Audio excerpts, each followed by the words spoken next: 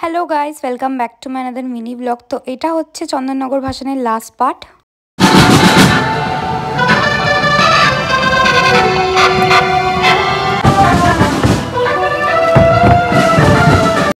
এখানকার ভাসান দেখতে দেখতে আমাদের সকাল ৮টা-৯টা বেজে গেছিলো আর আমাদের এনার্জি শেষ।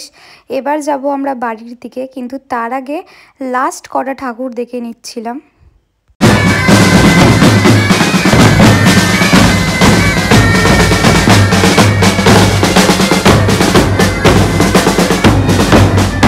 সব ঠাকুরগুলো পরপর আসছিল, তাই একটু সময়ের মধ্যে অনেকগুলো প্রসেশন দেখতে পেয়েছিলাম। আর এখানে আমার এনার্জি প্রায় শেষের দিকে, আর সকাল সকাল ঠান্ডা ঠান্ডা ওয়েদার, খুব সুন্দর লাগছিল আমাদের এখানে। ফাইনালি এবার আমরা চলে যাচ্ছি বাড়ির দিকে। আর যাওয়ার পথে যেই ঠাকুরগুলো দেখতে পাচ্ছিলাম ওইগুলো তোমাদেরকেও দেখিয়ে দিলাম। আর আমার বন্ধুদের মুখ চোখ দেখে বুঝতেই পারছো কারুর মধ্যে আর একটু এনার্জি নেই। আমাদের খুব ঘুম পাচ্ছিল, খুব ক্লান্ত হয়ে গেছিলাম আমরা। যাই হোক, আজকের ব্লগ এখানেই শেষ। তোমরা সবাই ভালো থেকো, সুস্থ থেকো, ততক্ষণের জন্য টাটা।